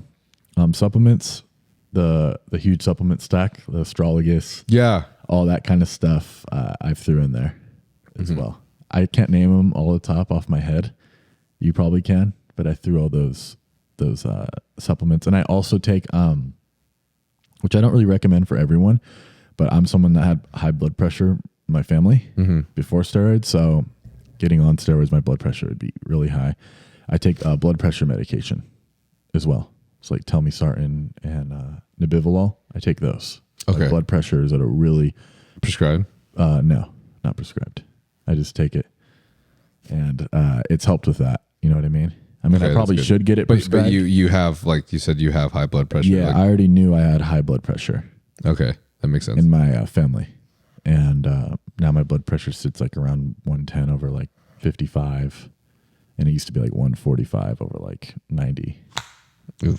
Or like 135 over 80, you know, all the time. Wow. That's the highest number.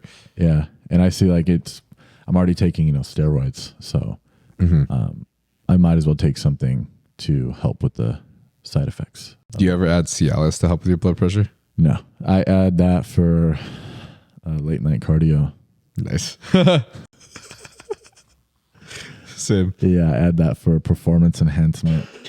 Not in the gym, and preferably like my room.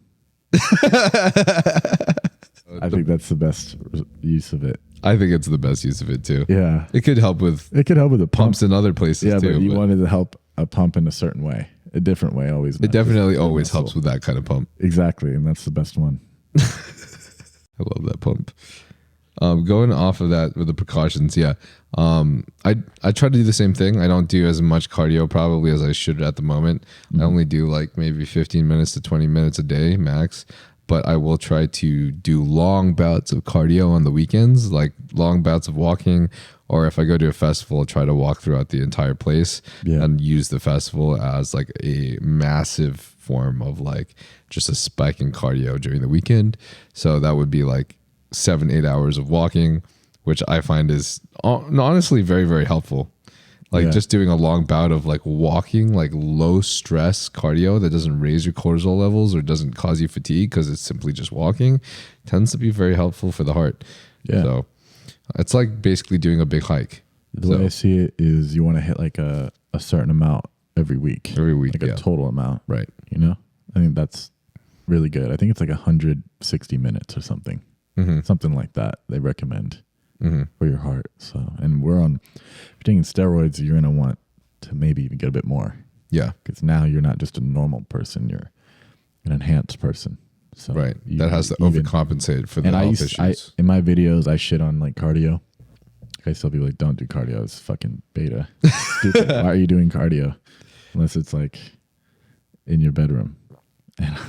That's just a joke. I just say that because people like hearing it. Yeah. Because they're like, fuck cardio. But realistically, it's really beneficial for you to do. I think everyone should do it, especially if you're running steroids to have a healthy body and heart, The real Dtren is a true lover.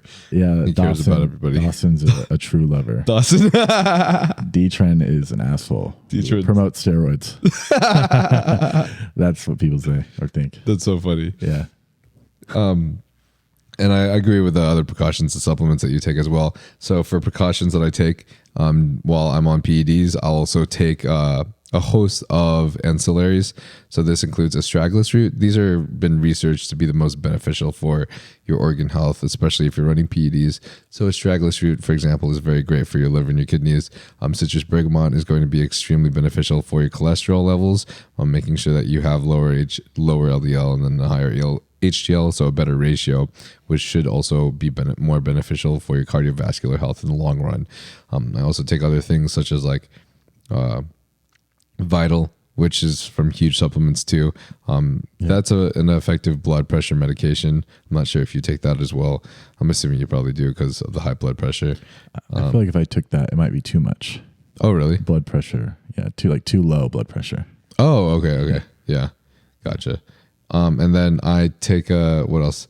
There's a host of other things that I find very beneficial. Turmeric can be good for as an anti-inflammatory, but I don't always do it because sometimes I want to make sure my DHT levels are okay. But if my DHT levels are super high anyways, then the turmeric is always effective, especially as an anti-inflammatory. What else? There's also KM66, which is good to decrease cortisol levels, especially at night and if you're trying to go to sleep, which is a form of ashwagandha. Also CoQ10, which is also a super valuable thing to take, especially for your cholesterol levels and your heart health as well. There's just a host of other things, but I think both Dawson and I take basically the full Huge Elements line from Huge Supplements for any time that we're running any PDs. Yeah, I take it even when I'm not running anything crazy. Since I've had it, just something I include. works, why not? Yeah. Like, why not take a little extra step to prevent issues down the line? Yeah, Yeah. I agree. Plus, I mean, to be honest, if you're doing PEDs and like for like bodybuilding reasons and you're jumping on the stage, so you're taking that much, it's kind of a necessary. You have to take these plus the cardio. You want to do whatever it takes for your health too. Who is Josh? Asks, I'm lean and well built. What's a better stack? Sust 400, 1 milliliter twice a week, or Test A and Tren E 2 times a week? A lot of steroid questions, huh? Of course. Yeah. To be honest, I don't really understand this one. Yeah, he's saying he's lean and well built. What should I take? Test and Tren or testosterone? A different ester of testosterone.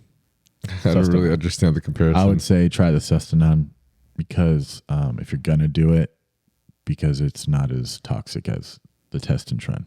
Because Sustanon is just another ester of testosterone. Yeah. Multiple esters. So essentially, do I take Test or do I take Test and Tren? You know? So I would just say take the Test if you really decide on doing that. Man. Or don't do it and just, I don't know.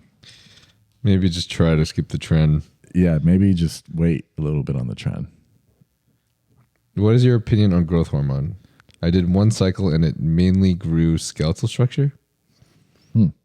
That's, I don't know how you can really even know that for sure. Yeah, how could you tell? I don't know. How long did you run growth hormone Like for? your face is just 2 times bigger. How much growth hormone? I don't know. Holy shit, 18 IUs. Maybe it did if he's young, or maybe it gave him fullness that he thought was, or maybe it really did. To be honest, I feel like every bodybuilder runs growth hormone, most of them. You know, for I'm sure most of them do. The effects it gives. Yeah. Makes the steroids work better. It makes your recovery better, your skin better. It just makes everything better what you're already running. And it helped boost fat loss a little bit. But I say it's good if you plan on being a bodybuilder. Like you want a little extra edge and you have the money. Let's say if you're someone that doesn't run a lot of stuff and you want a little extra kick, couple IUs a day it's not that terrible on your health, you know, versus running like a big stack with Winstrol and all these other cutting agents. If you're like running TRT tests and like 2 to 3 IUs of growth a day, you know, that's better than running all this other stuff. Yeah. So that's what I think. I feel like it's more like a cherry on top. It helps you when you already have your diet, your training, and everything else in line. It gives you like a little extra edge. I kind of agree with that. But that's kind of why I personally feel like it's best for if you're not like a huge like open bodybuilder to keep the dosages of GEH as low as possible. Yeah. Like just to 2 to 3 IUs. Yeah, you don't need a lot of it. Because when you run a lot of it, that's when you can get like the bad side effects. Resistant side effects, you know. And it's not in HGH by itself isn't a crazy muscle builder. You know, so most don't even see the results for months.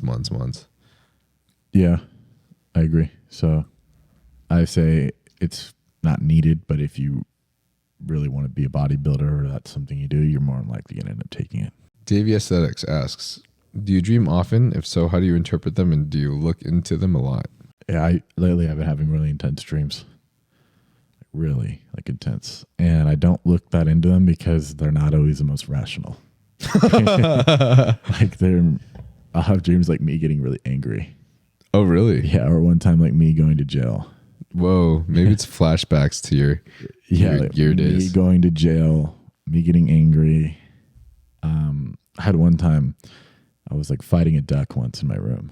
It was the weirdest dream. And I was like kicking him and he's trying to bite me.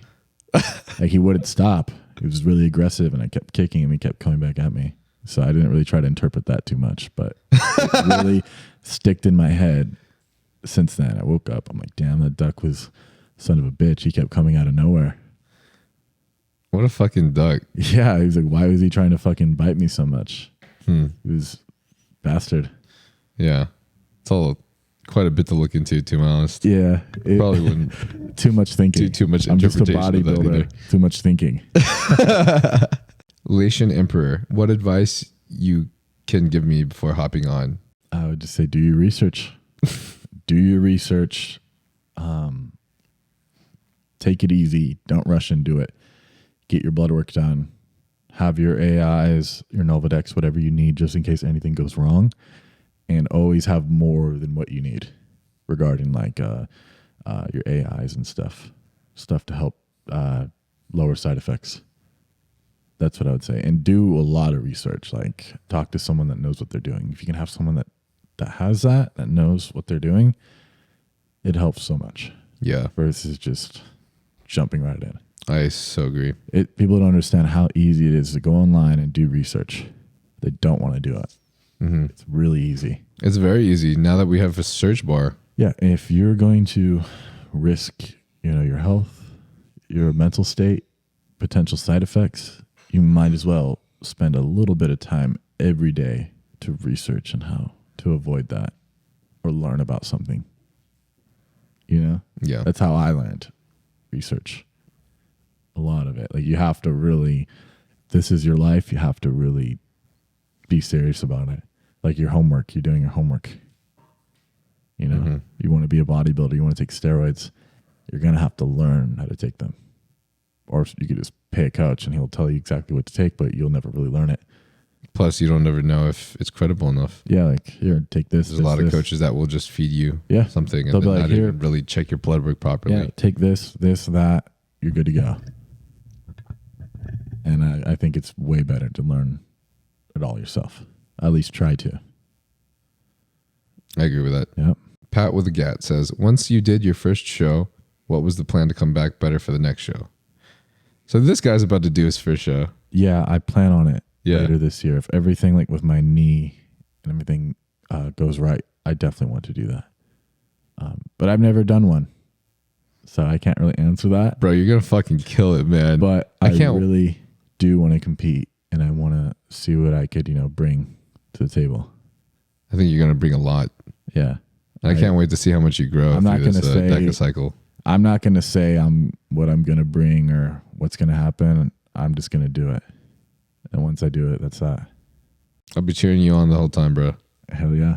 Damoniel asks, what's your ideal estrogen level? For me, it's around like 30. Like 30 to like 36. Around there.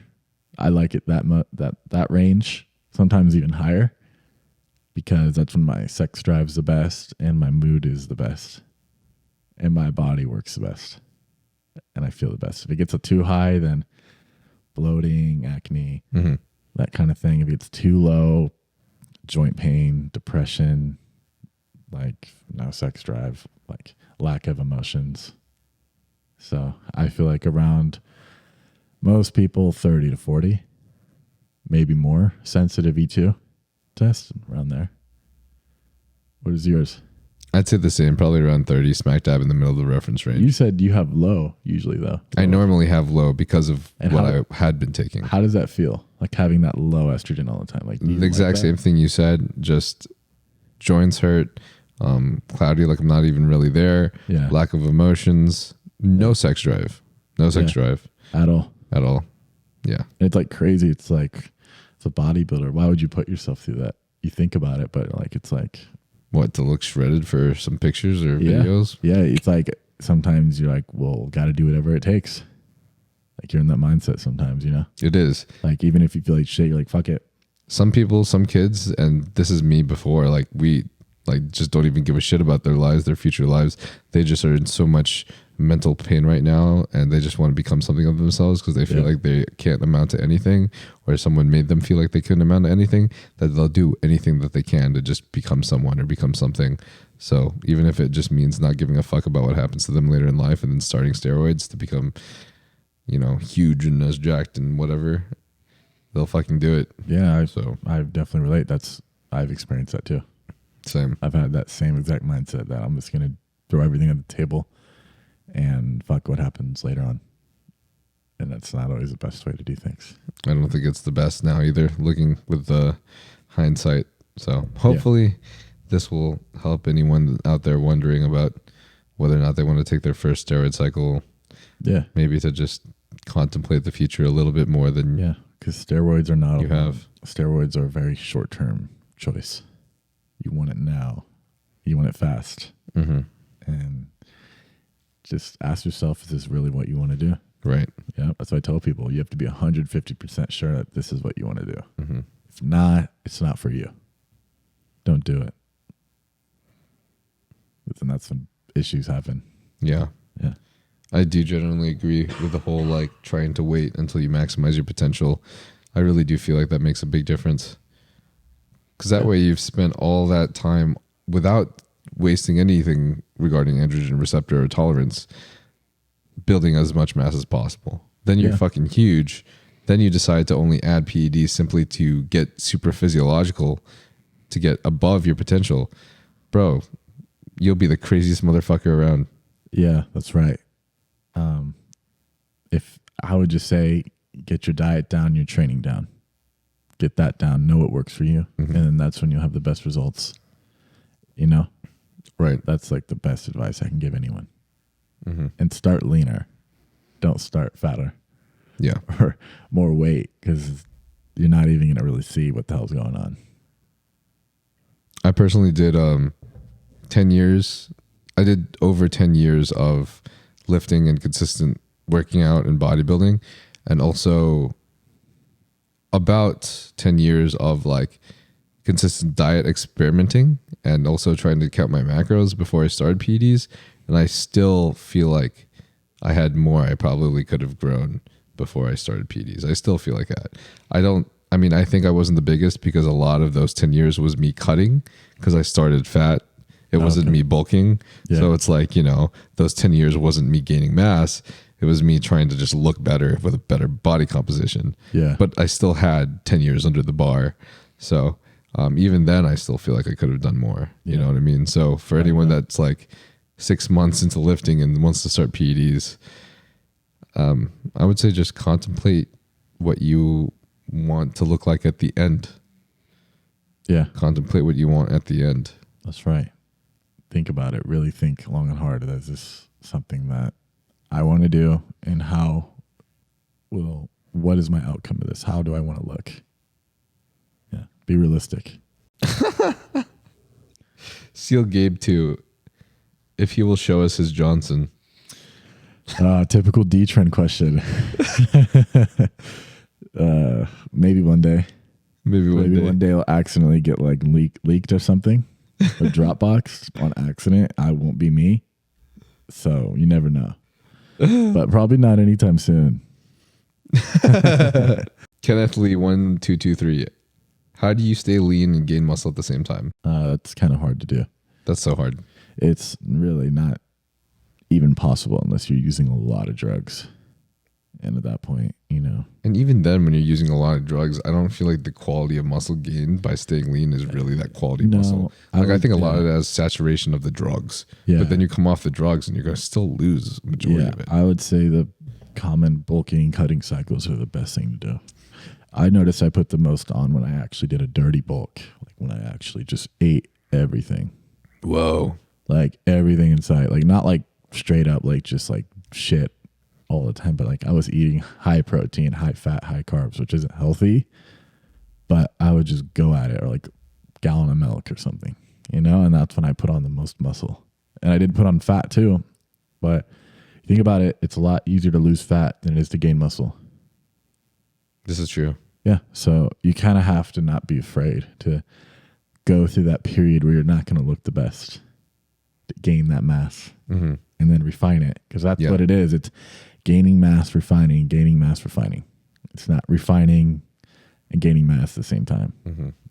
That body's not meant to do that. I do have to return with a small counter argument, just for the people that don't have as high of a maintenance of calories as you, since you are 6'2" and you're a big motherfucker. Yeah. So you definitely can't eat that much. Yeah. But for the kids that are like me who have a low metabolism and that are also short and thus have an even lower metabolism, you still need to eat a lot of calories.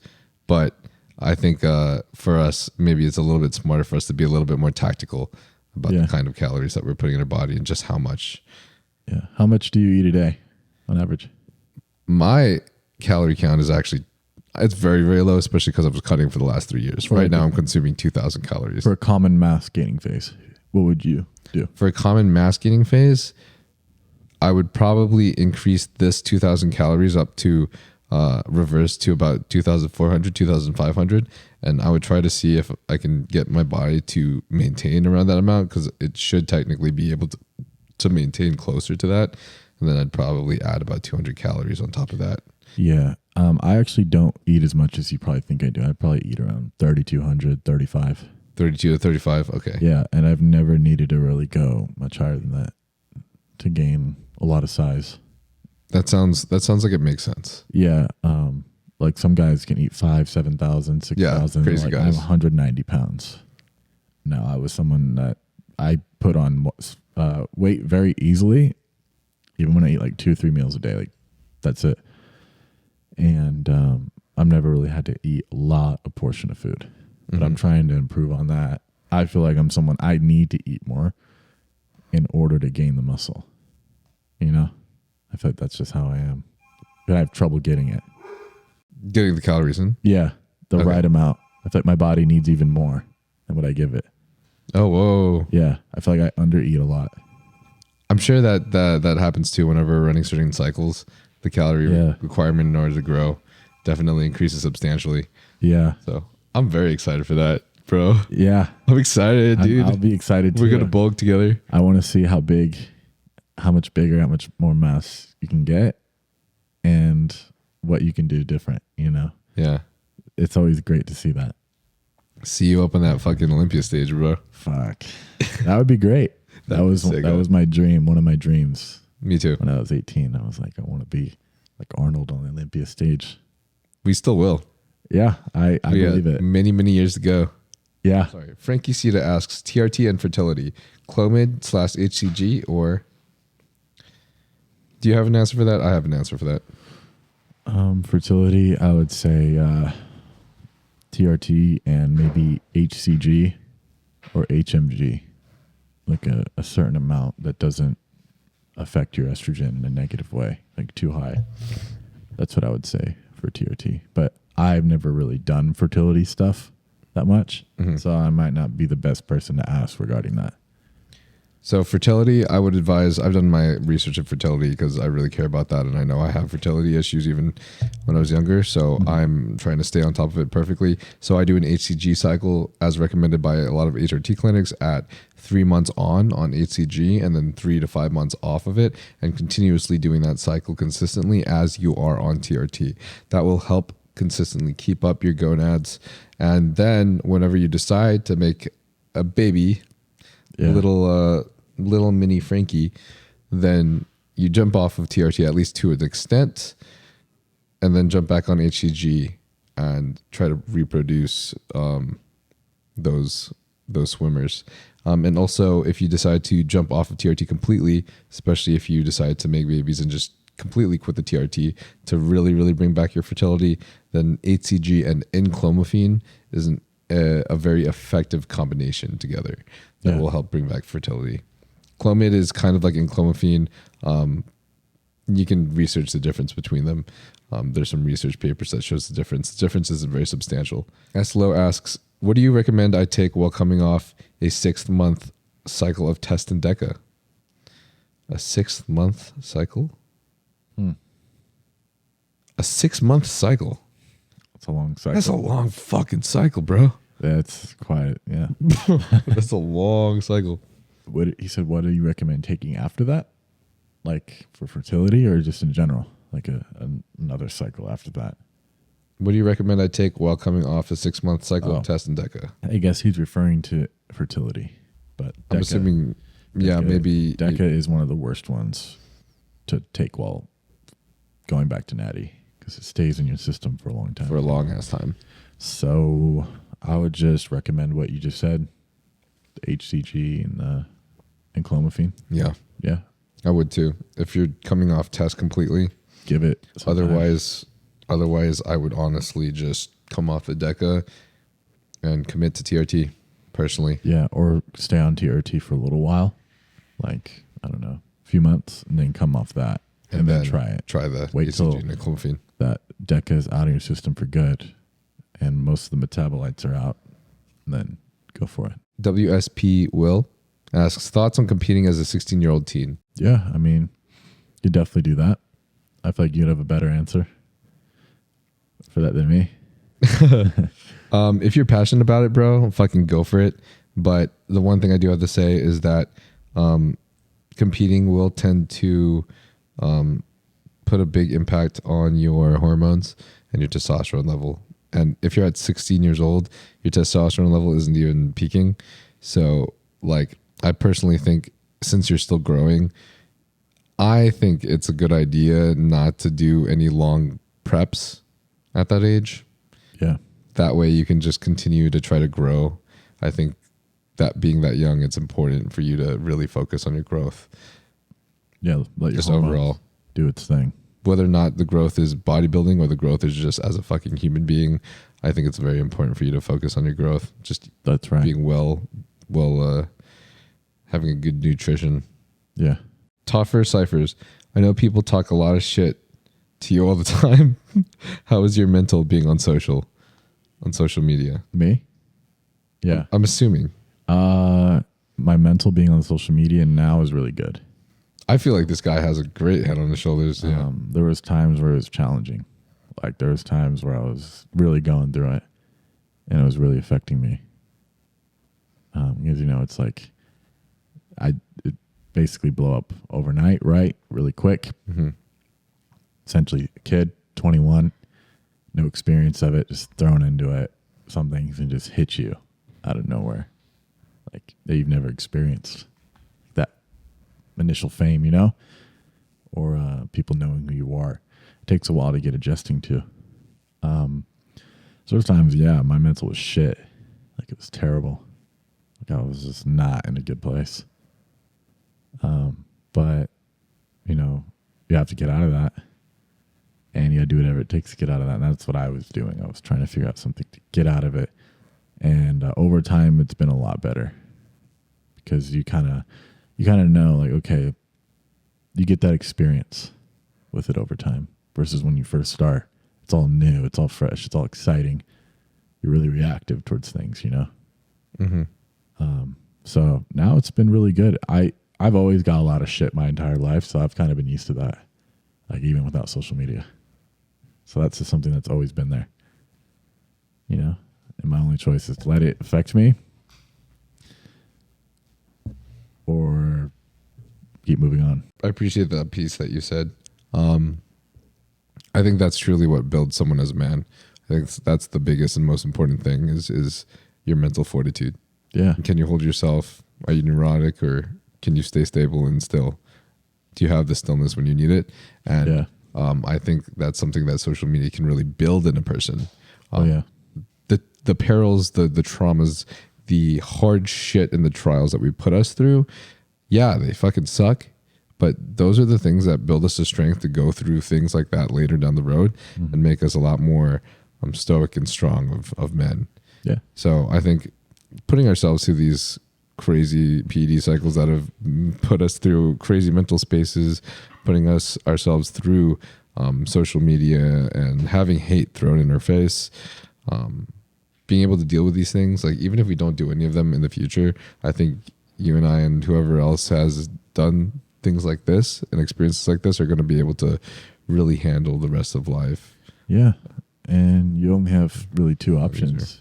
You let it consume you and defeat you, or you keep on going. Mm-hmm. You have two options. Mm-hmm. And there's only one way to lose. Right. And that's giving up. Mm-hmm. So if you can handle all that, you could handle a lot of things in life. I agree. It's just like nothing in life's easy. It's like an obstacle. Mm-hmm. And that's what life is, obstacles. And if someone's giving you hate or you're getting backlash, that's just another obstacle to get through. If you want to continue doing whatever it is you want to do, especially if it's social media, because you will get it on social media eventually. It's like everyone does, Mm-hmm. So it's a learning experience. I think it's also really important to just really practice that subtle art of not giving a fuck. Yeah, but do it in a positive way. If you can be like me early on, not giving a fuck and saying things that don't need to be said or that shouldn't be said. Like not giving a fuck, but in a disrespectful way. Right. Or I see what you're saying. like, fuck you. I don't give a fuck about you. Like just being kind of negative about it.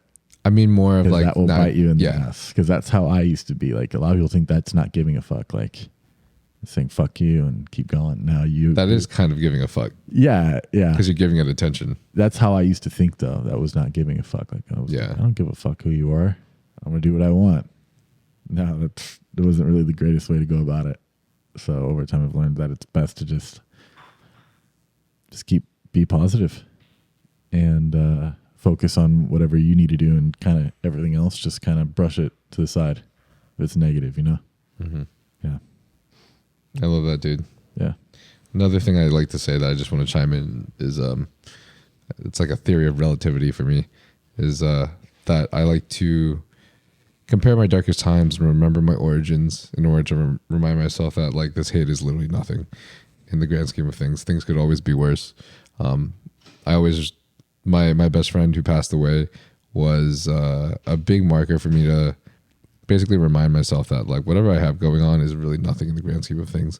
Like this man basically watched his mom die, essentially had his house caught on fire and flooded, and had to take care of his 2 siblings alone without any family. He also went to prison, got stabbed multiple times, went to prison for years, just a host of different things, host of different things. And now he's not alive, I had to watch him in the hospital bed as he died. So things could definitely be worse. Like if you're getting some hate on social media, someone is simply just trying to project their pain through essentially a form of therapy, because they're allowed to not have their username on there. So now they can speak out their pain into existence, which is essentially what therapy is. When people get to speak out, it makes them feel better. So what they're doing is essentially, it's like going to the gym and doing it out on your weights, or going to a punching bag and taking out your anger on the punching bag. They're taking out the anger on you with a no-face Instagram. Yeah. Just let them do it, but fucking whatever they say doesn't matter to you. Yeah, like one ear out the other. I've actually never thought about it that way. Like I've thought about the projection, but the therapy part, I never actually thought about it like that. Because, that makes sense. Yeah. If you really think about it. Yeah. That's great advice. I would just say, let them say what they got to say and just keep going. Smalik12 asks, what happened between him and Shush? That's a question that gets asked a lot with me. I would say it was just essentially just a falling out between us. Yeah. Like over time, it's just something that happened. That's the best way I can describe it. It just was something we just kind of drifted apart after a while. Okay, I see. And I wasn't in the best headspace, so I probably made that situation a little bit worse than what it needed to be. And yeah, we just fell off. So yeah, I wish it didn't happen that way. I wish we still were cool and all that. But sometimes that happens. And you have to keep moving on, I agree with that. Yeah, that's really all you can do. Yeah.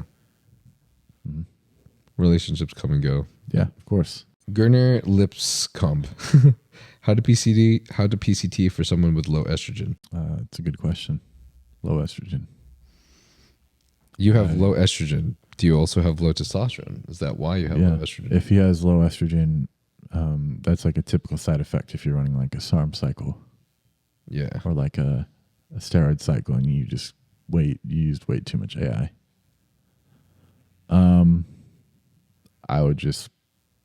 You could either PCT, try to let those levels come up naturally, or you could stay on TRT for a while. Also let those levels come up. That's probably your fastest option. I would say, yeah, I would agree. If someone's on TRT and testosterone, but they suddenly have low estrogen because maybe they used an AI, I would honestly just spike the estrogen a little bit by doing one day with a little bit more test. Yeah. Otherwise, maybe your low estrogen is because you have like something like low testosterone. If it is, then you just PCT the normal way. Yeah, I would agree. Just very small amounts, nothing crazy. Yeah. Fuck. All right. So I think that was the questions, but I got 2 questions for you before we go. And also, like, I wish we could talk more about just like, I kind of want to just know more about you and your life and stuff. But we went basically almost 2 hours already. So yeah, it's been great.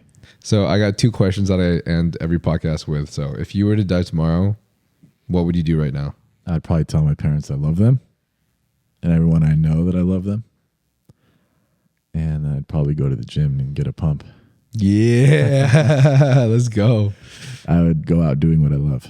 Fuck yeah, I love that. The only thing I could really do at that point. Let's grab some ice cream for like intra workout. And then I would eat as much like shit as possible.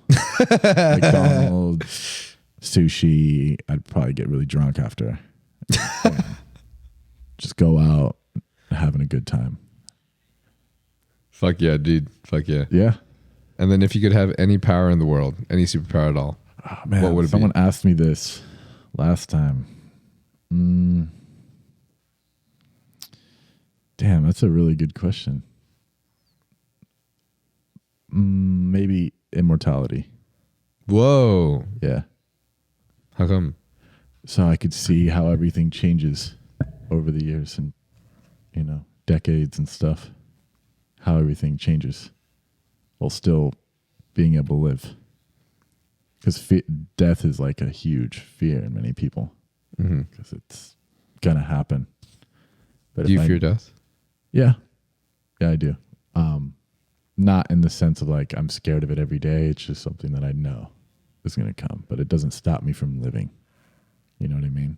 So it's not a thing in my mind I'm scared of. It's just rationally, we're all probably a little bit scared of it. So if I had that, there would be no fear of that. And I could see how humanity would change over time. It'd be lonely though, but it would be very interesting to see how like society evolved. And if it didn't, then I'd just be stuck by myself forever. I think suck too. That's a pretty cool reason for immortality, to see how life changes. How far we can get into technology and advance with that. I think that would be really interesting. That would be really interesting.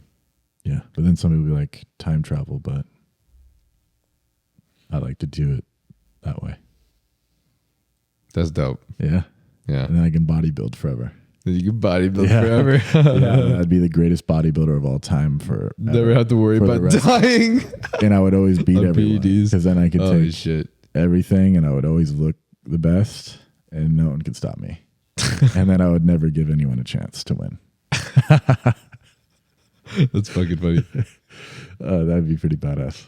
That'd be pretty sick. Yeah. Yeah. I'd support you for the immortality of... I think that's a good reason. Mr. Olympia forever. Yeah.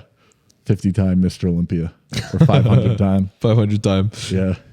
Damn. Thanks for being on this pod, bro. That was fucking sick. Of course, man. Yeah. Thank you for having me on. Appreciate you guys for watching again. If you guys do want to support the podcast, the best way is, and by the way, someone asked me this Q&A in the last podcast, but the podcast is definitely like my final goal in regards to like my career and my life path. Even when bodybuilding is ending, like this podcast, doing things with, having these dope-ass conversations with such cool people like Dawson is literally what gives me so much fulfillment and enjoyment in life. Like I look forward to doing every single fucking podcast. It's so fun. Yeah, I love doing them. I love them. This is my 6th one I've done. Fuck yeah, dude. That's so cool. And I always enjoy doing them. Yeah, I was blessed to have you on, man. Yeah, and I wish you the best in your future regarding that. I know podcasts are a big thing and they're really fun. Yeah. Especially if you really like them, they could be huge. I love them. Yeah, wish you all the best with that, and I believe you'll achieve it. Thank you, brother. Of course. So if you guys would like to support the podcast, the best non-cost way is honestly to genuinely just basically go on Spotify and Apple Podcasts and rate me a 5 stars, or just share it with your friends and your family and just, tell them which podcast you like and why you liked it, or if this maybe provided any value to you whatsoever. Just basically, tell people why it provided value and help spread the word. Maybe even post it on a story and tag me so I can see it, because I love to see that stuff. It really makes me feel really happy and fulfilled for the work that we do here. So yeah, rate us the 5 stars. Maybe send a review, leave a comment on YouTube or something, and subscribe. And this is Dtren, Dtren 800. Now Dawson. Dawson. Weiss. Yeah, my name. I changed that. Oh, did Changed you? my handle. Okay. Oh, you changed your handle. Yeah, for good. Okay. Yeah. Is that on which platforms? Instagram. Instagram. Okay. Instagram, TikTok. Just Dawson Weiss, and you'll find me. Nice. Yeah, just my name. Hell yeah. Okay. Yeah. Do you have Dtren anywhere else in there? For people my YouTube. Oh, you have Dtren on YouTube YouTube. still. Okay. If you type that name up, I'll probably still come up too. Okay, cool. But my handle did change. Gotcha. Yeah. But, and yeah, this guy, amazing, super smart. Thanks for being on. Of course. And then also, if you guys want to support the podcast through helping fund the podcast as well as the YouTube videos, all the funding comes from literally you guys using my code Nyle with Young LA clothing and Huge Supplements clothing. Code Nyle is going to give you a discount. So if you guys do decide to buy any clothing from Young LA, which has 2 drops a month, or Huge Supplements, that is the sponsor that also, we both get our ancillaries from, which are like a astragalus root and citrus bergamot that are like necessaries to take if you're running PEDs, or just the pre-workout and the proteins and stuff that you can take if you're not on PEDs whatsoever. Then you'll get a discount using code DIAL and also help fund the podcast. So thank you guys again for listening, and stay tuned for next time. Thanks, brother. Thank you. Peace.